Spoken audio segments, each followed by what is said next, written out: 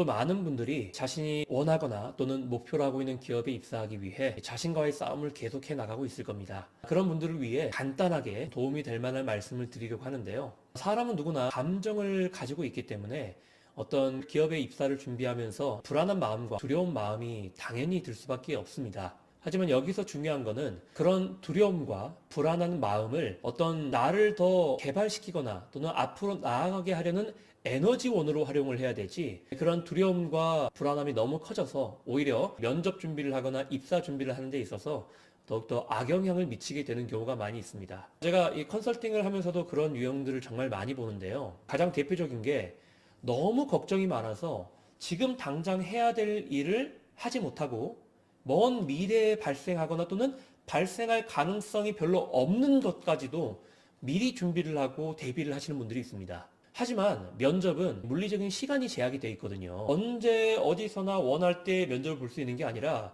그 기업의 상황과 환경에 따라서 면접의 날짜가 정해져 있단 말이죠. 그리고 내가 그 면접의 날짜를 이미 6개월 이전부터 먼저 알고 준비를 한다면 상관이 없는데, 대부분의 공채는 갑작스럽게 발표가 되거나 준비할 수 있는 기간이 그렇게 넉넉하지 못합니다. 그렇기 때문에 면접을 준비하거나 또는 입사를 준비하는 데 있어서는 철저한 계획과 시간 관리가 중요한데요. 이런 귀한 시간, 이런 부족한 시간에 걱정이나 불안함으로 이 귀한 시간을 낭비해서는 절대 안 됩니다. 예전에 포스코 생산기술직에 지원을 하신 분이었는데요. 제 컨설팅을 받을 때는 정말 좋아하셨어요. 내용이 너무 좋다. 아, 이게 내가 한 경험이 맞냐 싶을 정도로 너무 잘 나왔다. 저도 말씀드렸죠. 저는 그냥 글을 만드는 사람이지 없었던 내용을 창조해서 해드릴 수가 없다. 우리 지원자분의 경험이 좋은 거고 이때까지 굉장히 가치 있게 잘 살아오신 거다. 그러니까 이 내용을 반드시 숙지하셔라. 반드시 100% 효과를 내려면 120% 숙지하시라. 그럼 너 알겠다. 꼭 숙지하겠다. 감사하다. 그리고 가셨어요. 근데 얼마 안 가서 다시 한번 또 컨설팅을 받고 싶다고 오셨는데, 제가 이렇게 시뮬레이션을 해드리는데 우리가 함께 만들었던 그 좋은 스토리를 전혀 사용을 못하고 계시는 거예요. 그래서 아니, 그때 스토리 만들어가지고 정말 만족하지 않으셨냐? 근데 왜 지금 거의 며칠이 지났는데도 하나도 숙지가 안 돼 있고 다른 이야기만 하시냐?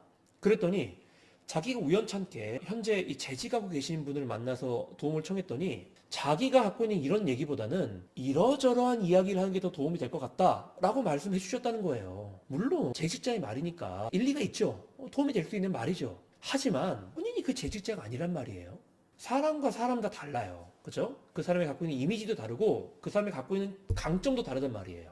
그분은 인성적인 부분, 대인관계적인 부분 또는 사회적 가치를 실현하는 부분에서 굉장히 강점이 있었는데, 그 만났다는 재직자는 기존의 다른 회사에서부터 수년간의 현장 경력이 있고 그 현장 경력을 통해서 자신이 어떤 이뤄오거나 만들어 놓은 업적과 경력이 있었던 거예요. 근데 자기는 대학 졸업하고 다른 경험을 해보지도 못하고 바로 이렇게 지원을 하게 됐는데 어떻게 그 재직자가 조언한 대로 현장에 대한 강점과 역량을 어필할 수 있겠어요? 어필할 수 있는 강점과 역량이 없는데 어떻게든 그걸 어필하려고 노력하다 보니까 자기가 갖고 있는 자격증, 그것만 계속 어필하더라고요. 생각해보세요. 실제로 저한테 컨설팅을 받는 분들도 그렇고 대부분 채용되시는 분들도 그렇고 고등학생이 아닌 이상 기능사 가지고 그냥 가는 데가 없어요. 일반 대기업에 기능사 갖고 못 들어가요. 대부분 모든 산업기사나 기사가 있어야 됩니다. 근데 자기가 이제 산업기사가 있다고 이렇게 자랑을 하는 거예요. 면접관한테, 시뮬레이션 하는 저한테. 근데 기존의 재취자들은 그거 없냐고요. 다 있어요. 마치 사람이 들숨과 날숨을 통해서 호흡을 한다는 것과 똑같은 거예요. 생각해보세요.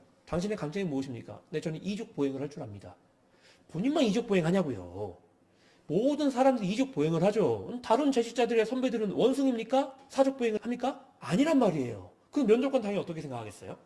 아, 저 사람은 누구나 갖고 있는 그 자격증 하나가 자신의 유일한 강점이라고 생각하는구나. 그만큼 어필할 만한 다른 강점이 없는 사람이구나. 그대로 끝내는 겁니다. 그렇기 때문에 물론 두려움이나 불안함 중요합니다.